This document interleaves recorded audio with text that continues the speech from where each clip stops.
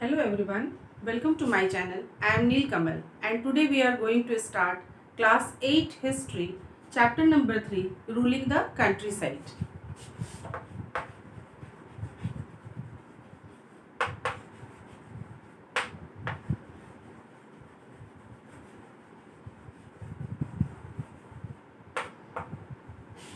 तो चैप्टर का नाम जो है वही अपने आप में सारी कहानी बता देता है। जैसे कि पिछला चैप्टर हमने डिस्कस किया था, ध्यान होगा तुम्हें, फ्रॉम ट्रेड टू टेरिटरी, यानी कि जो ईस्ट इंडिया कंपनी थी वो यहाँ ट्रेडिंग के लिए आई थी और धीरे धीरे उसने एक्वायर किया लैंड को, जमीन को, टेरिटरी को। और अब आप देखिए कि जब लैंड अधीन आ गया है, जब लैंड कब्जे में आ गया है, तो अब जरूरत पड़ रही है उसे रूल करने की।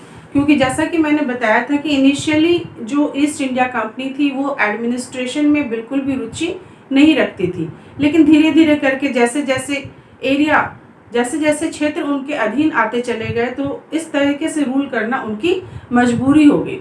यहाँ की यदि बात करें तो आप देखेंगे कि रूलिंग द कंट्री साइड, यानी कि कंट्री साइड में क्या क्या काम किया गया उसके बारे में डिस्कस करेंगे। तो मेनली ये चैप्टर जो है आपका रेवेन्यू रिफॉर्म्स से रिलेटेड है। अब रेवेन्यू रिफॉर्म्स क्या है, रेवेन्यू कहाँ से आया, ध्यान होगा तुम्हें कि 12 अगस्त 1765 ये डेट बहुत ही इंपॉर्टेंट है। यानी कि ब्रिटिश हिस्ट्री में देखा जाए तो उनके इतिहास में ये डेट जो है वो बहुत ही सुनहरे अक्षरों में लिखा गया है। 12 अगस्त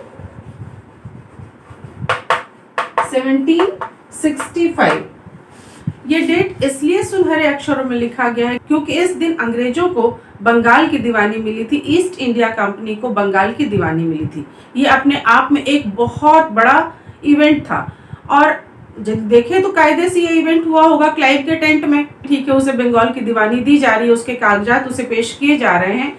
लेकिन यदि आप अपने बुक में जो फर्स्ट पेज पे पेंटिंग बनी हुई है उसको यदि ध्यान से देखो तो आपको लगेगा कि पता नहीं कितना भव्य समारोह किया गया था, जिसमें कि क्लाइव को ये कागजात दिए गए थे दीवानी से संबंधित, यानी कि बंगाल, बिहार और उड़ीसा से संबंधित जो दीवानी मिली थी उसके कागजात उसे पेश किए गए थे। लेकिन जाहिर सी बात है कि ये दीवानी, बंगाल की दीवानी मिलना अपने आप में इतना बड़ा इवेंट था, इतना इम्पोर्टेंट इवेंट था, ना सिर्फ क्लाइव के लाइफ में बल्कि पूरे ब्रिटिश हिस्ट्री में, कि इस चीज को बहुत ही भव्य तरीके से दिखाया गया है पेंटिंग में। और ये पेंटिंग बनवाई थी रॉबर्ट क्लाइव ने पेंटर को कमीशन देकर।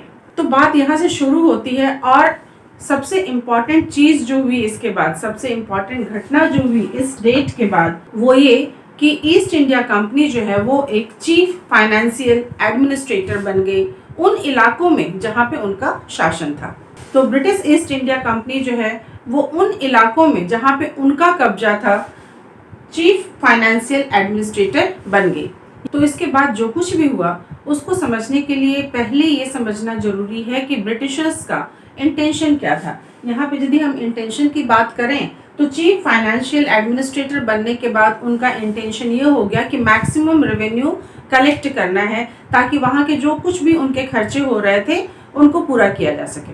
अब ये कैसे किया जाना था, तो एक तो ये बात हुई थी कि इतने समय में, इतने लंबे समय तक वो रह आए थे कि अब उन्हें ये पता चल गया था कि जो लोकल रूलर्स हैं उनको बिल्कुल एलिमिनेट नहीं किया जा सकता। तो उन्होंने क्या किया कि उनको थोड़ा सा कंट्रोल किया और पूरी तरह से बिना एलिमिनेट किए अपने साथ लगा के नए सिस्टम्स इजाद किए। तो चीफ फाइनेंशियल एडमिनिस्ट्रेटर जो है इसी को दीवान कहते हैं, यानी ये दीवानी राइट्स इन्हें मिल गई, यानी कि दीवानी राइट्स इन्हें मिल गई।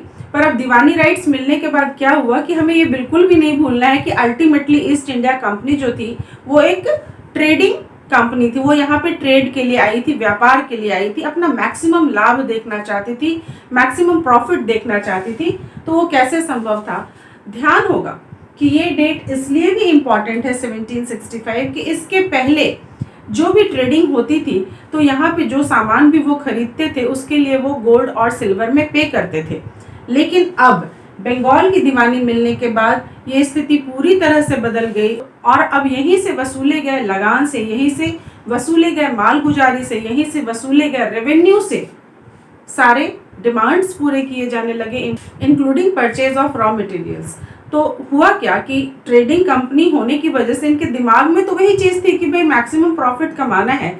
इसके लिए इनके दिमाग में ये नहीं था कि ठीक है कोई सिस्टमैटिकली रेवेन्यू रिफॉर्म्स किया जाए या फिर एक असेसमेंट की जाए या फिर कलेक्शन का कोई प्रॉपर तरीका बने। ये नहीं करना था, बस ये ध्यान था कि मैक्सिमम किस तरह से हम वसूल कर सकते हैं रेवेन्यू। तो जैसा कि मैंने बोला कि ये चैप्टर रेवेन्यू रिफॉर्म्स से है, लेकिन जब बंगाल की दीवानी इन्हें मिली तो बंगाल की जो आर्थिक स्थिति थी वो पूरी तरह से तबाह हो गई कि जितने भी आर्टिजन्स थे वो गांव छोड़ के शहर को जाने लगे, क्योंकि उनसे उनका सामान जो खरीदा जाता था वो बहुत ही कम कीमत पे उन्हें बेचने के लिए बाध्य किया जाता था। दूसरे जो पीजेंट्स थे, जो किसान थे, फार्मर्स थे, ये खुद दुखी थे क्योंकि इनसे इतना ज़्यादा टैक्स वसूल किया जा रहा था, इतना ज़्यादा रेवेन्यू कलेक्ट किया जा रहा था और जो ड्यूज थे पुराने उनको भी पूरा करने में ये नाकाबिल थे। तो स्थिति बदहाल होनी थी। अभी ये स्थिति हो रही थी कि पीजेंट्स और आर्टिजन्स की स्थिति ये बुरी हो रही थी कि वो बंगाल छोड़ के शहरों की तरफ भाग रहे थे। और इसी समय सबसे बड़ा भयंकर अकाल पड़ा बंगाल में 1773 में, 1773 में जो फेमाइन आया। तो शहरों में आर्टिजन्स और पीजेंट्स के चले जाने से क्या हो रहा था कि एक तरफ तो जो आर्टिजनल प्रोडक्शन थे उनका डिक्लाइन हो रहा था, दूसरी तरफ जो एग्रीकल्चरल प्रोडक्शन थे वो बिल्कुल कोलैप्स के कगार पर आ गई थी, बिल्कुल बर्बादी के कगार पर आ गई थी। और ये वो समय था जब एक भयंकर अकाल पड़ा 1773 में। ये डेट भी इम्पॉर्टेंट है, याद रखिएगा, क्योंकि ये 1773 का जो फेमाइन पड़ा था इसमें तकरीबन 1/3 पॉपुलेशन जो है वो पूरी वाइप आउट हो गई थी। पूरी की पूरी जनसंख्या का 1/3 हिस्सा ये इतना टेरिबल था, जो कि पूरी जनसंख्या का लगभग 10 मिलियंस था।